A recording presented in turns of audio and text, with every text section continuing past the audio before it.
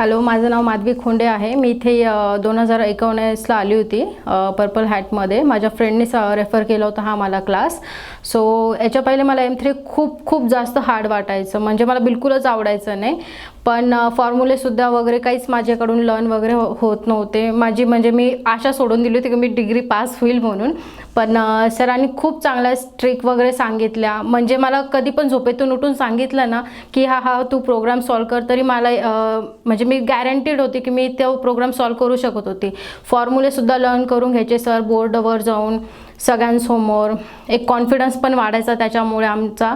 आणि खूप ट्रिक्स होत्या सरांच्या, त्यामुळे एकदम बिंदास पेपर द्यायला जायची मी. आणि खूप मजा पण यायची सरांच्या लेक्चरला. आम्हाला एक छान एक्झाम्पल वगैरे सेट करून सर सगळ्या गोष्टी सांगायच्या. सो माझा M3चा पेपर खूप मस्त वगैरे गेला होता सरांमुळेच फक्त. Thank you sir.